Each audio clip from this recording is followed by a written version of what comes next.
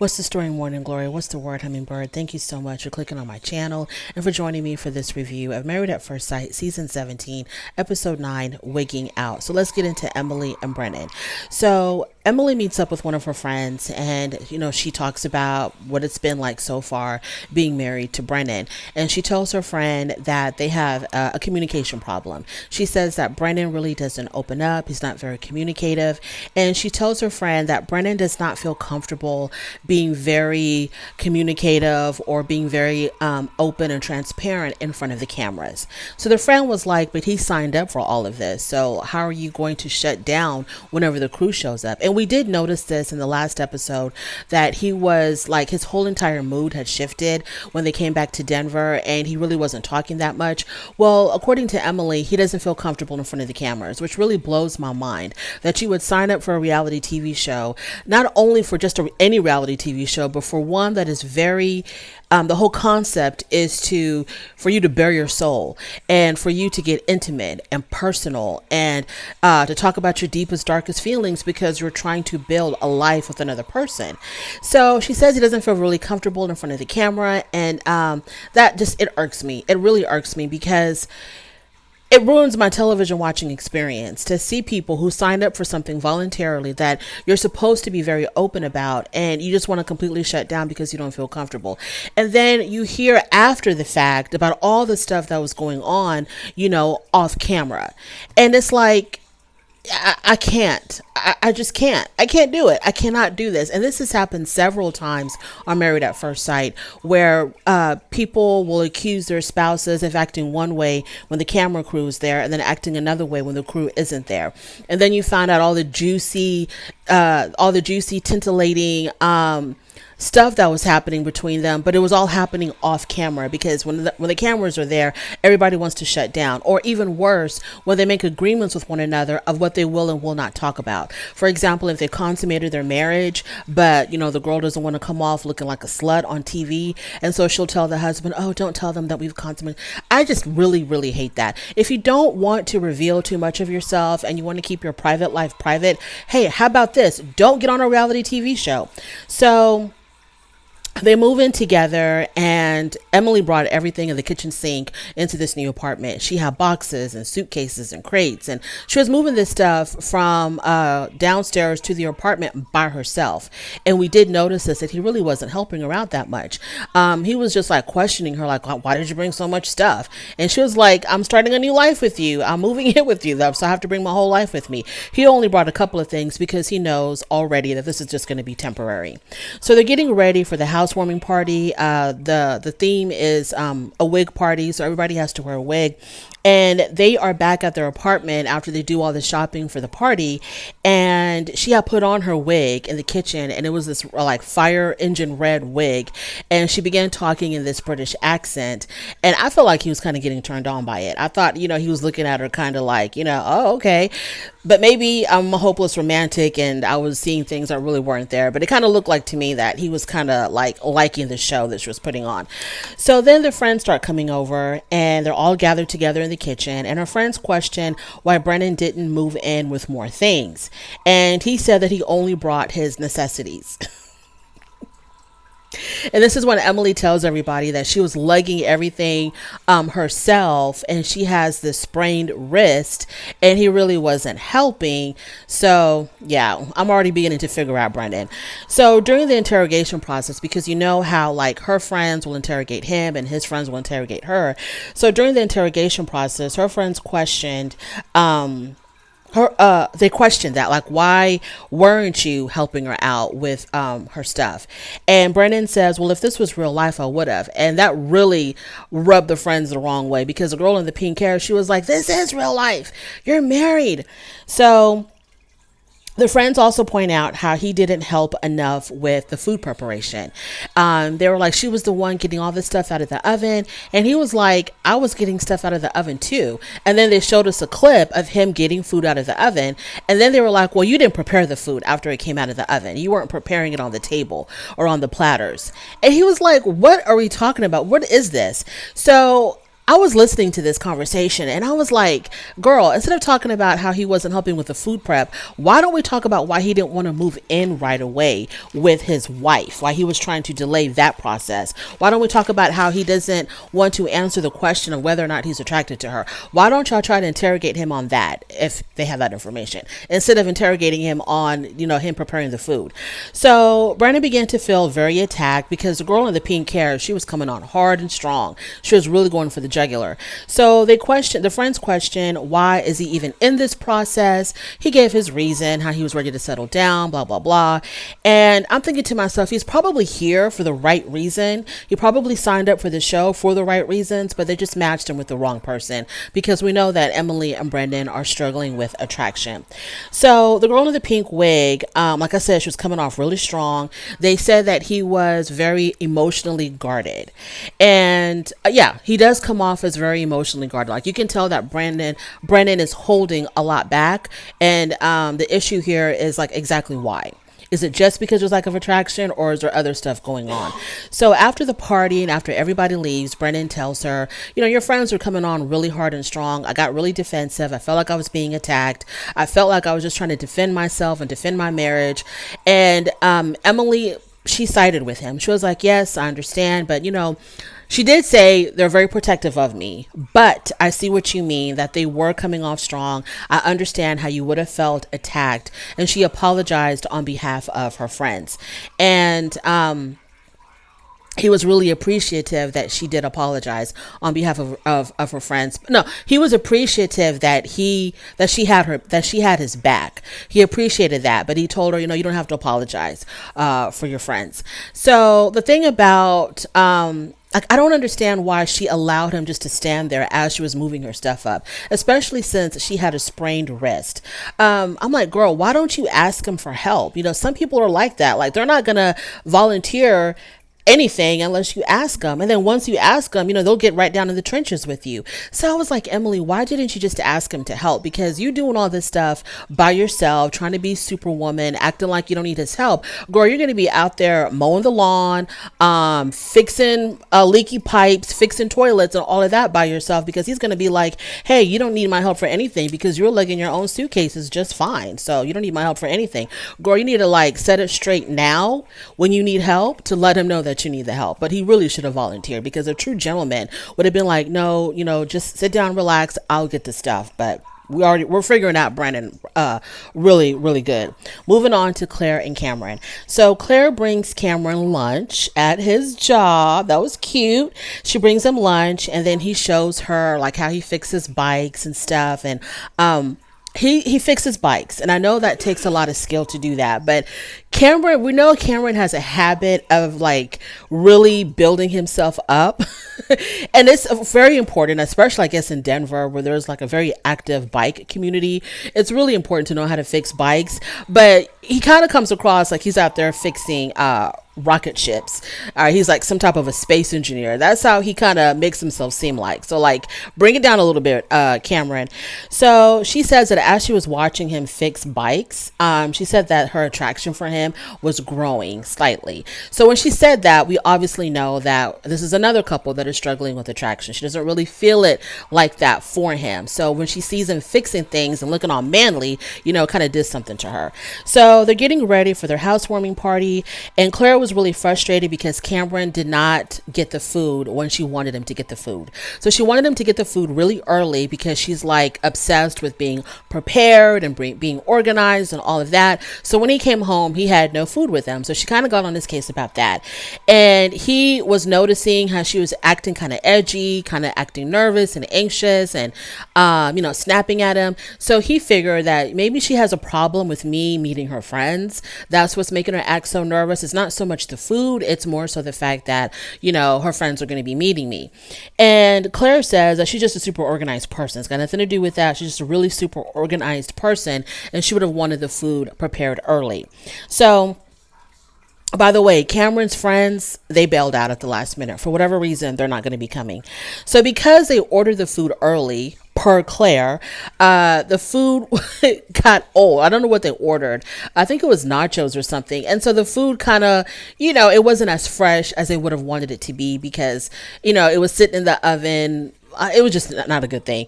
They should have listened. They should have went with what Cameron has suggested, is wait until we're close to the party so the food can be piping hot and fresh when our friends arrive. So Claire's friends are all therapists. And so, but Cameron said he was, prepared for it. He wasn't nervous. He was ready for it. So the first friend comes over, and it was the female friend, and they're talking about how do you feel about the fact that you're going to be surrounded by therapists? And he says, oh, I feel fine. I'm not nervous about it. And then the friend made a joke like, so what was your relationship like with your father? Like, she was just like joking around. And so this brought up the topic of his father. And they asked him, so does your father even know that you're here? Or what does he think about the process that you're here? And Cameron said, oh, he doesn't even know that I'm here. He doesn't even know that I'm doing this. And so they were both shocked. And Claire was like, why doesn't he know? Why wouldn't you tell him? And he says, well, how do you bring that up to someone who's on their deathbed? So now they find out that not only does his father not know that he's in this process, his father is dying. He's like deathly ill. And Claire had no idea. And this made her feel some kind of way because, number one, why are you revealing something so personal in front of, my guest, when this is something that we should have talked about in private on our own? And the fact also that, because when she asked him, why didn't you tell me this before? He was like, well, your friend asked about my dad. And they showed us a clip where Claire had asked about his parents. And this was as soon as they had gotten married. She had asked about, what do your parents think about this? Whatever. And he said, well, the plan is, we're going to get married again in Australia. That's what he told her when they got married. So she did ask about his parents. And so for whatever reason, he didn't feel comfortable revealing that to her in private. But we'll get to that later.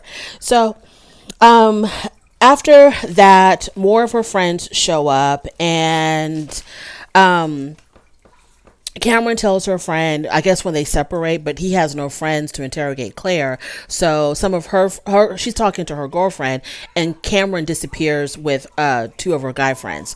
So Cameron tells her friends that Claire is like one of the smartest women that he's ever met. He feels really lucky to have been matched with her, but he says that he's the one carrying the emotional baggage or the emotional struggle. I wasn't quite clear what he meant by that. I'm assuming he meant like he's the one that's struggling with getting her maybe to like him or to be attracted to him or to be more comfortable with him, because he already likes her. Like in his mind, he likes her and he really wants to pursue this with her, but he's not really sure where she's coming from. And so he tells her friends that he feels like sometimes he's sinking more than he's swimming. Now, Claire tells her friend that, yes, Cameron, he's super smart. He's funny. I'm having a good time. But she's like, is this enough for a long lasting marriage? So she feels like there's just not enough there probably for this to continue, for the rest of their lives. Now, Claire wants to, they talk about religion, and religion is a big deal for these people. So Cameron tells his friends that, hey, I'm not really that big, tells her friends, I'm not really that big on religion. I don't want to raise my children with any kind of religion because he thinks it's brainwashing. And whereas Claire, she really wants to raise her children, I'm assuming, in the Catholic faith. And so they're on like a completely different pages. They're not meeting eye to eye on that. So that's going to be a struggle. Now, her friends tell Cameron, just because y'all don't see it the same way when it comes to how you want to raise your children regarding religion, it doesn't mean that there isn't some type of a solution. So don't like give up on everything based solely on that issue. So Claire tells her friend that it really bothered her how Cameron dropped this bomb about his father dying and the father not knowing that he was even on the show, and that, he didn't tell her this beforehand in private. And it makes her feel like he doesn't really value family as much as she does, because she's really into family and the loyalty of family and loving your family and putting your family first.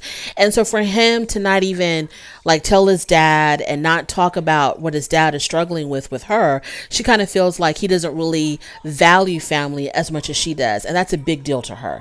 So when the friends leave, she questioned him on why he wouldn't share that information about his father with her first. And Cameron tells us in his confessional that he does have feelings for Claire, but he doesn't feel like they're being reciprocated. In other words, he probably doesn't feel like he can trust her enough, or that they're at that level in their relationship where he should be revealing anything so private and so personal with her, because he doesn't exactly know how she feels about him and where she's going with this relationship. So what's the point of being open and transparent and sharing all of this information with someone who probably doesn't feel anything for you? But also, on the flip side, him sharing that information could be a way for them to develop the closeness and to develop the intimacy, because he's sharing something so personal. And this is something that's like a recurring theme with Cameron, where he holds back because he doesn't know exactly how she feels. And in the confessionals, he's very open about how he feels about her, but he doesn't tell her how he feels about her. He doesn't have those deep, soulful conversations, those complex conversations with her. So she has no idea. And so she's being surface and he's being surface, and they're not connecting at all. Moving on to Becca and Austin. So it is Becca's birthday. They go out with Becca's friends for her birthday, and the friends, they're talking about, what it's like being married, etc., etc. And the friends ask, well, have y'all consummated y'all's marriage? Like, how's the sex like? And they basically tell them, well, it's non-existent. We're not doing that yet. So when Austin gets up to use the bathroom, when he steps away for a minute, her friends are like, what's really going on here? Like, why aren't y'all? And Becca says, oh, he wants to take it slow, and I'm taking his lead. I'm following his lead, and he just wants us to take it really slow. And I felt like the friends were looking at her like, don't you see that as a red flag? But they didn't say anything. Then they talk about religion, and they talk about religion. And Becca talks to his friends about how their main hurdle is religion. The friends are surprised. Oh, this is at the housewarming party. So at the housewarming party, when his friends are talking to Becca one-on-one, she tells his friends, like, everything is fine. We're like on the same page with a lot of stuff. We're seeing eye to eye, except when it comes to religion. And his friend was like, that's odd, because I've known Austin for however long, and I'm an atheist, and it doesn't bother him that I'm an atheist. So I'm surprised that religion would even come up with Austin, because I've never seen religion be an issue for him or even a topic of conversation. So I'm surprised that it's coming up now. And Becca says later on in the show that the reason why she thinks he's bringing up religion, she thinks it's because maybe now at the age that he's at and the point that he's at in his life, he's becoming a little bit closer to his faith. That's how she justifies it. Whereas I see it as he's using the religion to not connect with her. Like, I don't think Austin really cares about religion, one way or the other. I think that he found this as a loophole to kind of like put things on pause as far as them getting even closer. That's one thing that I can think of. Because his homeboy, who's known him for a long time, was like, I'm surprised that this is even a topic of conversation for y'all, because I've never seen him talk about religion. And I'm an atheist, and he's never brought up what he, how like he's so strongly into whatever. I've never heard him talk about it, but all of a sudden it's coming up now in your marriage. So Austin also tells her friends that, yeah, we're kind of struggling right now with religion. And that was like, bizarre, because to me, y'all, to me, Austin does not seem like someone who is that religious. He doesn't come across that way.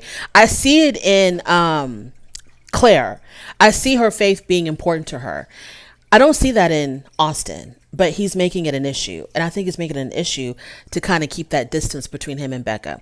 Moving on to Lauren and Orion. I thought we would never see Lauren and Orion again. And I'm mad at Married at First Sight producers for bringing Lauren and Orion back, because they are like making Lauren relive her trauma of being dumped on television. Like, why can't you let her be? But they come back, and they come back in the capacity of talking to their friends and relatives about their divorce. So Orion is talking to his friend about it. Him and his friend went out, and he's talking about it with his friend.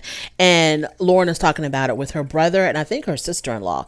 So Orion says that, his mom and his sister, they felt really bad for him because they said that he was robbed.